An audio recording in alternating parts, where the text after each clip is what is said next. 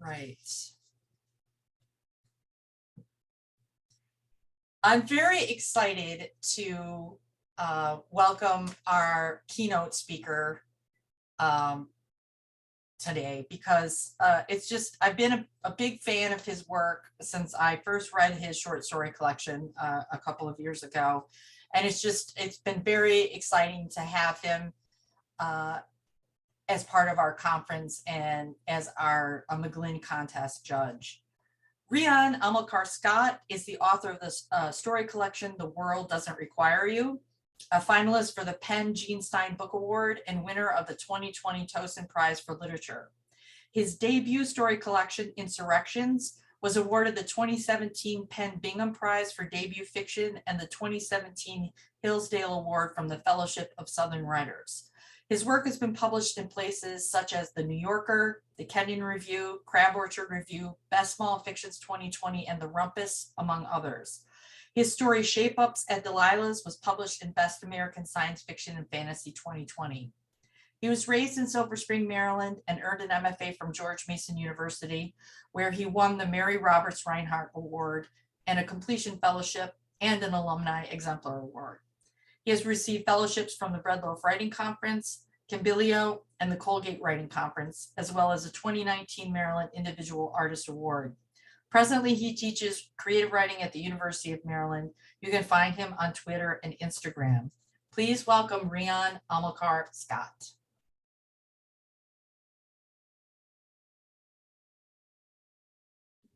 Hello, everybody out there in Zoom land.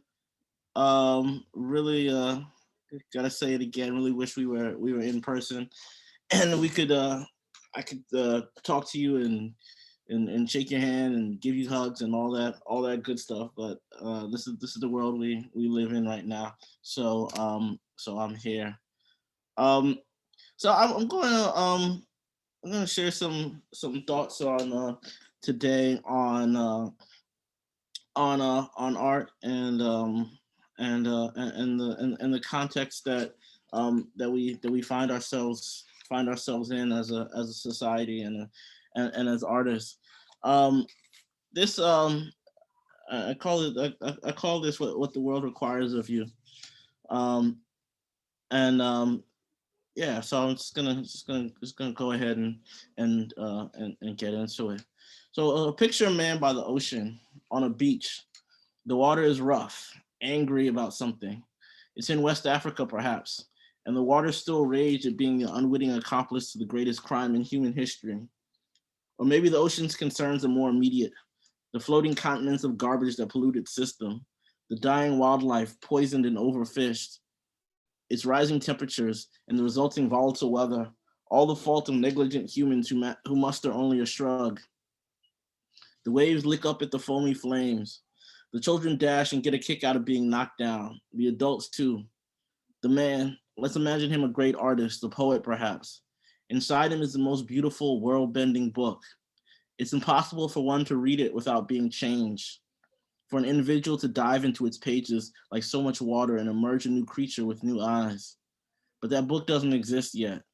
Inside his heart, the man is slotting words into position, moving them up and down piece by piece.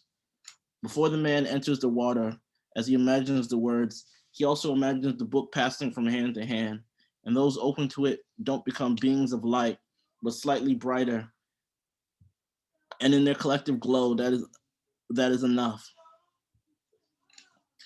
The man enters the water as he dreams, but the ocean is in a foul mood and the ocean has arms. He goes far out into the water, too far, still dreaming, and the ocean snatches him, beckons him to join his ancestors who jumped from the ships. If the ocean is successful, if it drags him down to the city of bones and we hear no more from the poet, we're diminished, ignorant that we lost a chance for a brand new understanding. When I was young, I lived on a cul-de-sac at the top of a steep hill.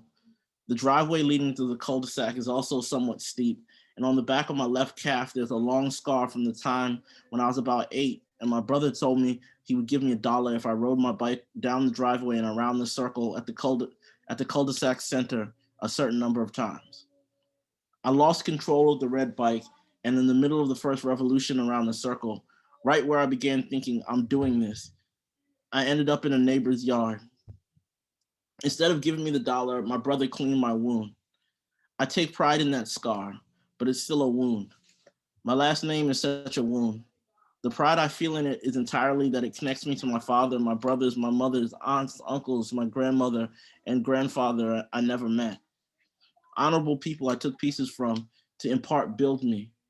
But what but what do what to do with that other feeling that comes from the name, the ambivalence? I hear Malcolm X's voice. There are no Scots in Africa. They don't have names like that where you and I are from. It's likely the name of a slaver, possibly a rapist. A far cry from the honor of the men and women like my father, my mother, or my grandmother. It's a wound I suffered long before my birth, cut off from ancestors and their land. The wound is not unique to me, as every Black person submitting their DNA to untrustworthy companies to trace their origins can attest. It is the wound that Bob Marley sang about in Redemption Song when he said, you gotta forgive my singing. When he said, old pirates, yes, they rob I, sold I to the merchant ship, minutes after they took I from the bottomless pit. The question I asked myself several years ago is, if we've emerged from the bottomless pit, where do we find salve for our throbbing wounds? The only satisfying answer I've ever found is in imagination. If you are cut off from the land, why not make your own land? And that's how Cross River, Maryland was born. I thought first of my great uncle who said he traced the family to an area in Nigeria called Cross River. But where should I place my spiritual and fictional homeland? Maryland is my home, a slave state that never joined the Confederacy, the state that enslaved Frederick Douglass and Harriet Tubman, both infamous and then famous as beacons of hope. What if Maryland offered another beacon of hope? I wondered. I imagined the rough contours of a slave revolt like no other slave revolt in the United States. Like many real-life slave revolts, the Great Insurrection took inspiration from the Haitian Revolution, and like the revolution, the insurrectionists spurred themselves on to victory. The result is a town that turns in my imagination, and as it turns, it asks questions of freedom and of revolt, of love, and of the intense difficulty of it all. It didn't take long for me to realize that Cross River would be where I live with each piece of fiction I write. It is my own recurring character. Like the rapper Yasin Bey, formerly Mos Def, said of New York, I can feel the city breathing. With each sentence, I know it more intimately. I know Angela Street and its cracks. I know the cursed storefront on the south side where no successful business can sprout. I know the bridge to mostly white Port Yuga, Virginia. I know Port Yuga. Sometimes I can hear River Beat, the town's indigenous music. I know it was founded in 1807, exactly 100 years before my grandmother's birth. I know Insurrection Day is celebrated every year on August 23rd, my father's birthday. And for all I know about the characters of the town and its people, I know there's so much more to know. And here's what I didn't know all those years ago when Cross River first occurred to me. I didn't know that fascism would become an openly legitimate political perspective in this country, and that our nation would become a hellscape of white supremacists marching in the streets and committing wanton acts of murder. I must admit, I never could have imagined a clownishly corrupt government led by a devoted and buffoonish racist. I didn't conceive of concentration camps and children in cages. I couldn't reckon with near daily forecasts of imminent human extinction and how the best we can do about it is to substitute plastic straws for paper ones. All of this, with the exception of our impending environmental destruction, has of course been important threads in our country's makeup. The plants of liberty have always been watered by the blood of a permanent underclass. Imagine the poet now, not by water, but watching a burning house. A fire truck arrives, but the owner has not paid his yearly fee to the fire department. So as the owner wails with his hand to his head, the firefighters join the poet in observing the house burn. What I mean to say is, what good is the poet? What good is a poem if it can't stop the house from crumbling to ash?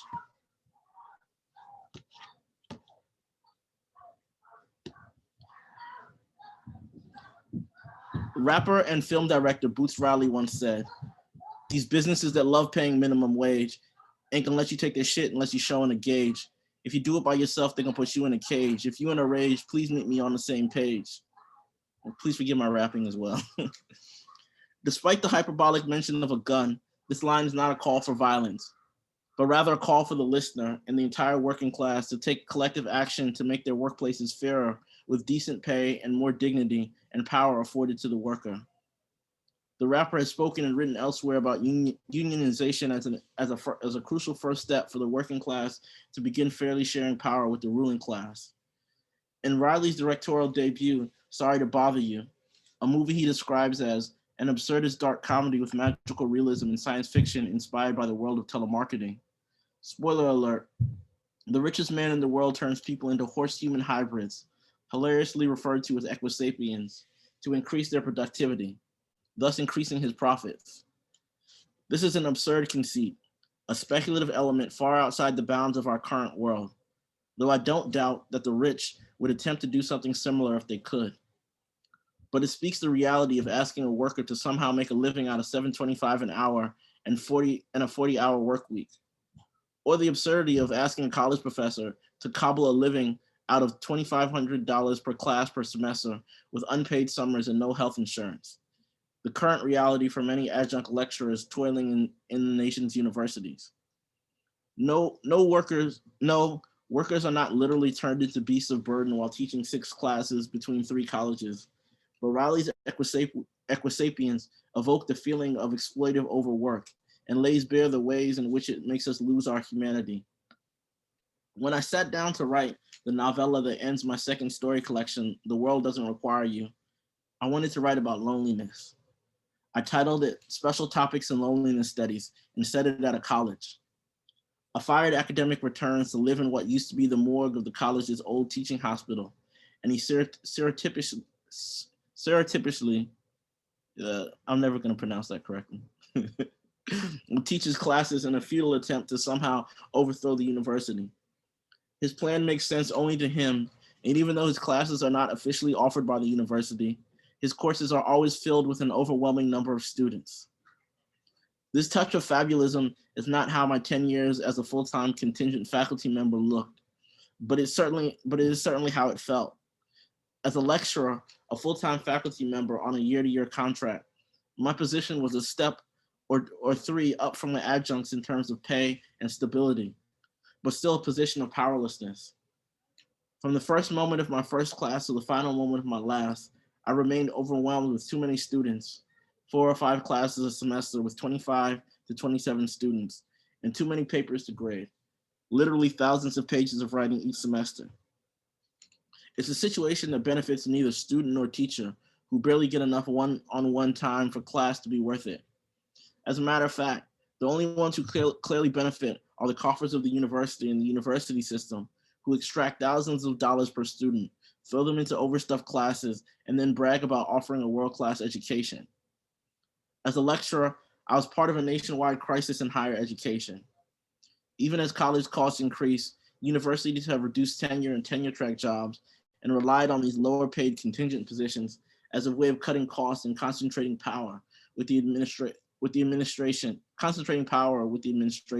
at the expense of the faculty. In writing Special Topics in Loneliness Studies, I didn't seek to write fiction to address these issues. As a fiction writer, I deal in the realm of emotions, not public policy. I wanted to write something that conjured how loneliness feels. I quickly realized, though, that loneliness, of course, has a political dimension to it. Hannah Arendt writes in The Origins of Totalitarianism, terror can rule absolutely only over men who are isolated against each other, and that, therefore, one of the primary concerns of all tyrannical governments is to bring this isolation about. The same could be said about many of our contemporary working environments, largely devoid of collective efforts at power sharing, places where workers toil and suffer in isolation to benefit the ruling class. Our ongoing structural inequalities lead to absurdities and contradictions that are often hard to articulate, and often simply reproducing these inequalities on the page in a naturalistic fashion can be boring and pointless. And if the writer is not careful, they may, at worst, reproduce the most traumatizing elements of our society without truly critiquing them. Broadly drawn, I'm interested in the funhouse mirror, the other side of the looking glass, Technicolor Oz, rather than monochromatic Kansas. It's the writer's job to offer space for the mind to breathe and wander, to clarify in a way that only the best metaphors can. When I was about 17, I read a parable about a monk who arrived every day in the town square to shout about the injustices of the day. His colleagues and students grew worried for his sanity and his reputation. They urged him to stop. Why do this if it won't end the injustices? They asked. I don't shout because I think it will end the injustice, he said. I do this so that I won't go insane. Forgive me if I got a detail or two wrong about the parable. Forgive me if I flattened its eloquence. When I attempted to find it, I failed, but I kept coming across Thich Quang Duc, the Vietnamese Buddhist monk who in 1963 set himself ablaze to protest the oppressive Vietnamese government's treatment of the country's Buddhist population. Quang Duc's self-immolation was captured in a famous news picture that was reproduced worldwide and led to the string of such burnings among monks in Vietnam and the eventual toppling of the oppressive government. What is required of the writer in terrible times? I will not ask you to destroy yourself. May all your fires be metaphorical. Write though with enchanted language. Set your words ablaze as both an act of resistance and a beacon. Just as in all times, what the world requires of you is what the world requires of you is your imagination. Toni Morrison told us that the work takes on even more urgency when the cracks of the world are most visible. This is precisely the time when artists go to work. There is no time for despair, no place for self-pity, no need for silence, no room for fear. We speak, we write, we do language. That is how civilizations heal. Let us put our poet back by the burning house. He observes the flame with helplessness and despair. He rails at the emotionless firefighter who will claim that he is just doing his job. Perhaps he sheds a tear. Because he is a poet, he must write like he must breathe. And since he can't unsmell the black smoke, unhear the screams, or unsee the orange flames, or unsee the orange flames, they all tumble out onto the page when he is alone. Very well. The people who watched, as well as those who heard about the burning house, need words to put to their feelings. You, poet, are an emotional and intellectual lexicon. And one day, one way or another, the firefighter's reign will be over. The people will grow tired of the cruelty and the power behind his hatefulness. They will grow weary of seeing their homes burn. And then the poet will be there for them. Speaking again of the poet, let us return him to the water. Remember when he faced certain death struggling with the ocean? You may imagine him a corpse beneath the sea if you would like. Or perhaps you would like to imagine him saved from destruction, standing before a lectern, reading from that world-bending book.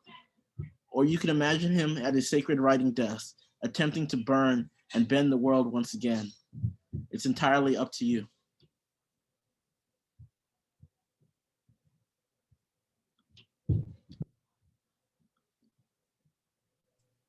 Thank you very much, Rion. That was amazing. I'm going to ask, we have some time before our next session starts. And if folks have questions for Rion, I would just ask that you type them in the chat, and then I can call on you and ask you to read your question. Does anyone have any questions?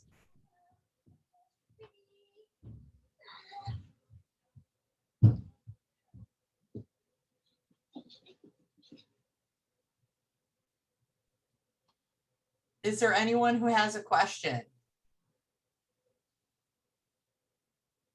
You're going to make me ask Rion questions since he's been having to put up with me for 2 days.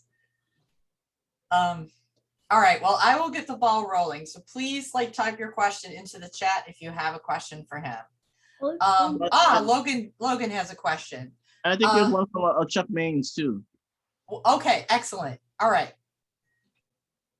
Chuck, can you unmute yourself and ask Rhianne your question? Sure, sure. Thank you for that. Not really a question, but just an appreciation. I put fires be metaphorical and cross river is deep. Thanks for the inspiration and return the poet to the water. No question, but this political time sounds like we're all drowning.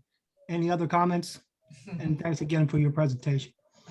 Yeah. Well, I was reading that. It feels like someone else had written it. And it does at times feel that it's that there's despair, and that there's no point in moving forward. But I look around. There's I take heart in the fact that there are all these political actions at job sites nowadays. There are a bunch of strikes going on. I believe Nabisco's at strike right now, so I can't eat my favorite crackers, but that's fine. I had to I had the inconvenience of having to drive my son to school since the school year began, last month, because the bus drivers have been on strike. And it's frustrating for me because it makes me late for work and it throws off the rhythm of my day. But I told my son, look, the school system needs to pay these people. They're doing a very difficult job. And now they're putting their lives at risk. So it's not for us to be angry at them. It's for us to be to be on their side. And the strike ended. I don't know all the details, but I'm gonna assume they got some concessions.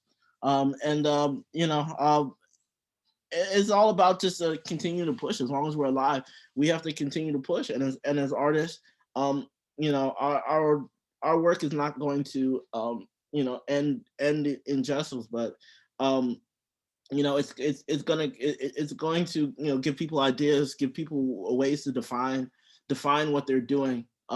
Rereading that helped me remember a lot of things. I wrote that to help me define what I'm doing, and I forget. It's easy to forget. And reading that helped me remember. First and foremost, write to help yourself, remember, and secondly, when it connects with people, it's gonna spur people on. Thank you. Very helpful. Thank you. Logan, would you unmute yourself and ask your question, please? Yeah, absolutely. So my question was about, you talked a lot about like hardship and trauma and like these rough experiences that everybody's going through. How would you suggest going about writing about hardship and trauma, knowing that everybody's experience or reaction to trauma can be different? Even the exact same experience can be interpreted and lived through differently by every person. Yeah. It's impossible to know what the reaction of your work is going to be. Luckily for me personally, I've gotten mostly positive reactions, but they're always almost always they're surprising. They're things that I didn't realize was in the work. People tell me. So I think it's you have to go directly at things. You can't really imagine. You can't really imagine what's going to happen on the other end. So you have to speak your truth as plainly as you can, and as plainly and as eloquently as you can. I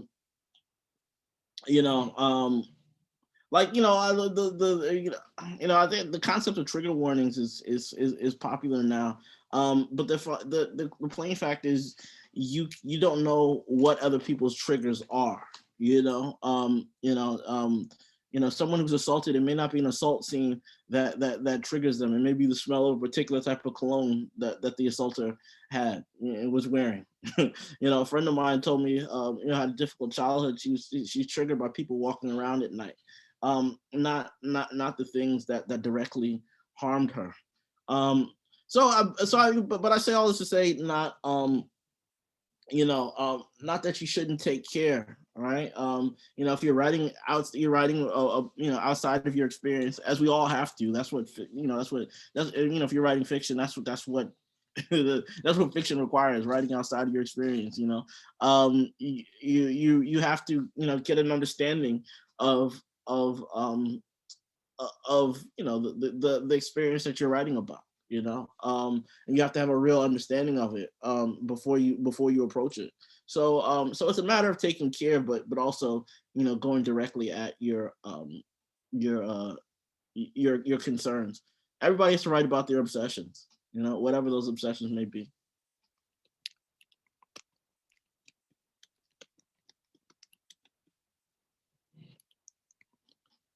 Carl, I think you're muted.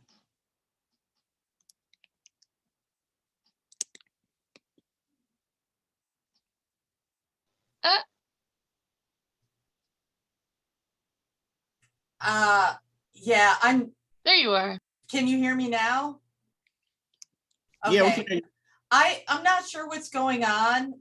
While Rion was in the middle of his keynote, I got a very weird sort of line.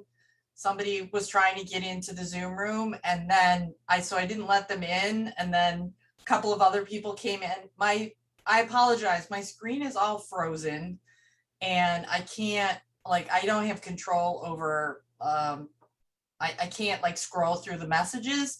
So whoever was after Logan, would you mind just unmuting yourself and asking your question? I think it's Claudia. Claudia, thank you. I'm sorry about this. I'm not sure what's going on with me, but at least you can hear me. But my mute button has disappeared. A lot of things have disappeared. So anyway, fingers crossed. Claudia, you're still on mute. Muted myself. How about There you now? go. Thanks. Oh, hi. Hi, everyone. Rhianne, thank you. That was just what I found interesting was as soon as I came on, which was a little late, which I apologize, is you spoke about the aloneness, which I hear a lot of writers speak about. And what I was hearing when you were speaking is the spiritual journey. You hear the similar theme of the sense of aloneness, as you were speaking about the ocean and being ablaze and fire. How do you balance that? I mean, be it your family or, to maintain the writer within you, which requires a degree of aloneness, but yet to get out of that, so to say. That's loaded. Yeah, I think unfortunately for me, I don't get enough alone time. I think for me as a person, yeah, that's good, but I think as a writer, it slows down my writing. Yeah. But yeah, there does need to be a balance. If you're isolating yourself, it can get kind of sort of crazy making. Mm-hmm. So yeah, I mean, I think I think it's a it's a matter of trying to find that that space where you can do the work that you need to do and still take care of your responsibilities to the people, Mm-hmm. whether it be friends, family, or your job or whatever. Yeah. Sure. Thank you. I don't have an answer to that because I don't have a solution. It's done imperfectly, and I think everybody does it imperfectly. There's the answer. Thanks. Carla, do you want me to address the next question if you can't see it? Yeah, I So- can. Thank you. Yeah, sure. So the next question we have is from Jen Plaza. If Jen would mind unmuting and asking your question. Sure. Okay. When putting your work out for publishing, did you tailor your thoughts and words or keep to your original voice? If you kept to your voice, how did you deal with the rejections, meaning going back to rewrite or persevering? Yeah, that's my voice. I was luckily wasn't asked to make a whole lot of concessions. This is my vision as I wanted it to be. The only concessions I made was they cut out a couple stories for space. And that sort of I understood that, so but how I deal with rejection is yeah, rejection is part of writing. Whether you're compromising your voice or not, you're gonna get rejected. And it can feel bad. But you sort of have to steel yourself. William Faulkner got rejections after he was William Faulkner. This book, my agent didn't show me the rejections till afterwards, but sometimes the rejections were great. And I went back and looked at it, and they were just like, "Man, this book is incredible. I just can't sell it. Oh my gosh. Oh, I love this book. Oh, so sometimes when I'm feeling down, I should go back and look at the rejections. But I can't say that about all rejections over the course of my career. There's been, there was a time when I was submitting to literary journal. My oldest son was in the oven. And I figured that I would have no time to really write and submit after he was born, which was complete exaggeration. But I had no idea what life was going to be like after that. And of course, I did have some time. You just have to rejigger your life a little bit. But my solution, I went sort of over the top in submitting. So I had, I don't know, maybe like 100 something submissions out at that period. If I remember correctly, I got zero acceptances, which hurt pretty bad,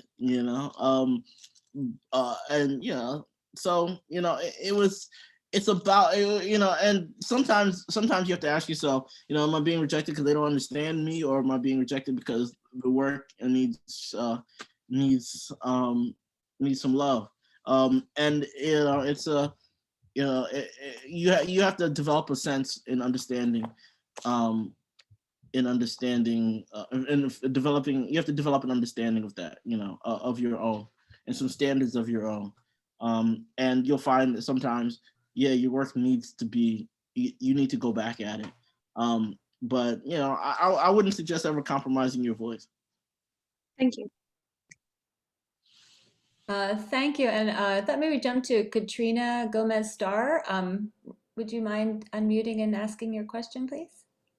Sure. I think this is just broadly about new mediums in art to get to, I guess, kind of in a direct to consumer way without those rejections along that exist in publishing. TikTok, Twitter, Instagram, all these other ways that one could get to potentially an audience. Thoughts on whether they're valid or useful or terrible for art and writing in general? Yeah, I actually like the traditional publishing process, because it's a collaboration, and I like bouncing. Writing is so, as we talked about earlier, it can be an isolating experience, and I like. If you have a good editor, which I've had some good editors, it helps you clarify your work. I enjoy that. Twitter's been great for me. It's destroying society, but it's been great for me personally as a writer. I've met a lot of writers who become friends, become important collaborators in my writing journey. The people that I can, I wouldn't want to do without, when Twitter was 140 characters, it made me a better writer, because I used to use it as a writing exercise, and and I would see, I really, I got a sense that writing a joke had a lot in common with a literary sentence. So I used to try to figure out how I could write, a good joke in that space. Now that it's 240, now how many characters it is now? I think it's 280, something like that. It doesn't work the same for me as a writing exercise. But I think engage with these new media platforms in whatever way feels right for you.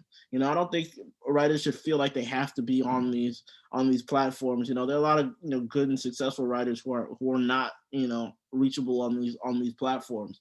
Facebook often doesn't feel good for me. I go on and the conversations are often kind of stupid. And it's like a lot of train wrecks, and sometimes I'm just gawking at a train wreck, which is not good for the soul.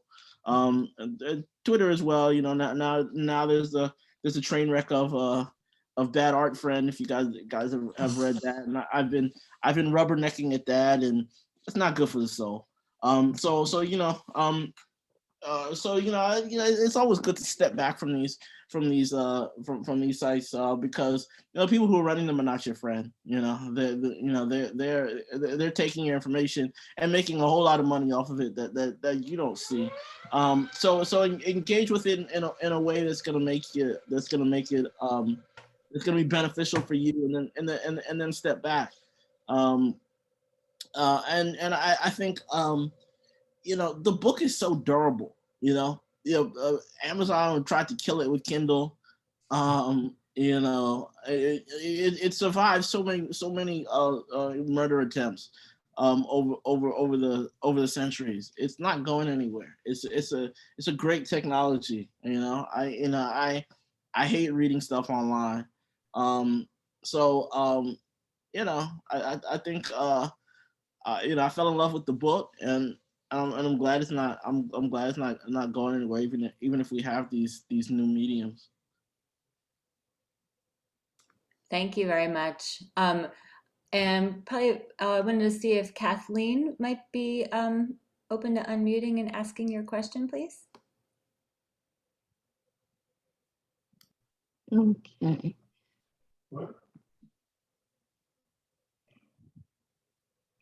Yeah, hi. I'm sorry it's taking me a while to get on there. But anyway, I wrote down some of the great things that you've said. But one thing I was wondering about is what you meant by right outside your experience. Could you explain that a little bit?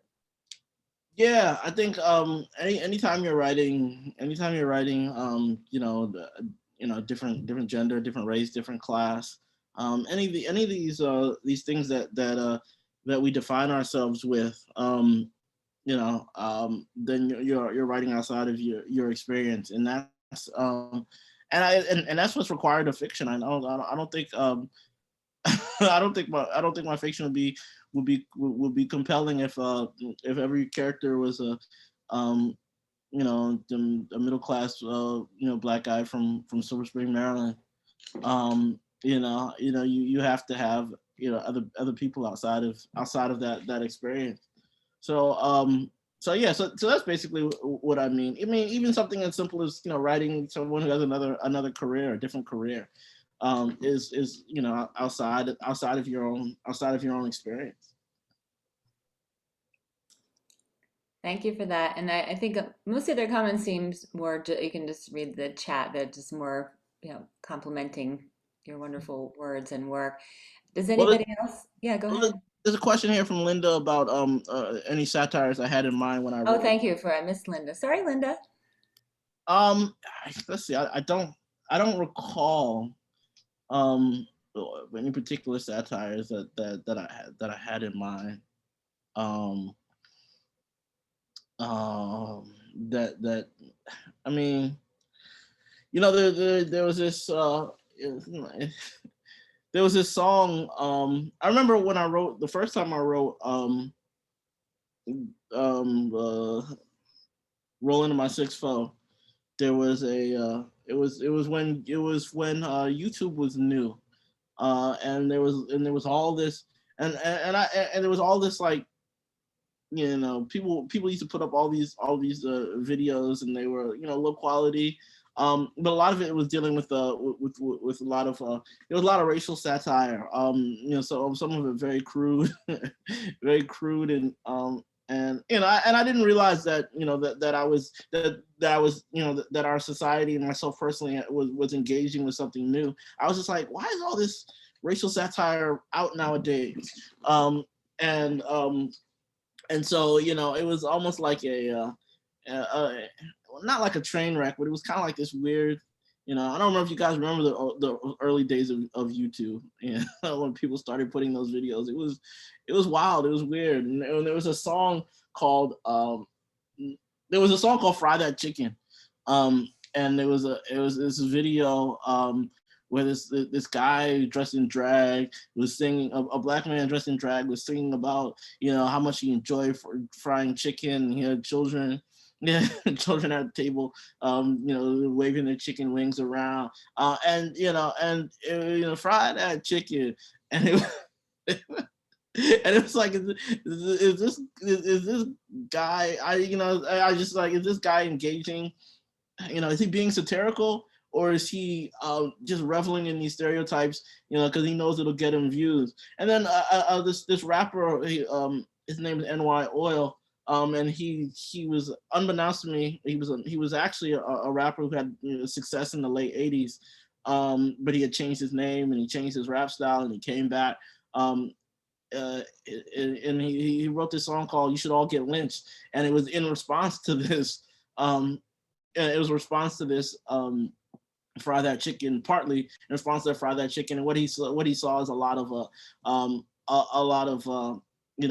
people engaging in stereotypes, and and that's a response to that early YouTube era, and that was a very harsh song. I can't say it's a great song. But that all that in turn was the environment that inspired Rolling in My 6'4".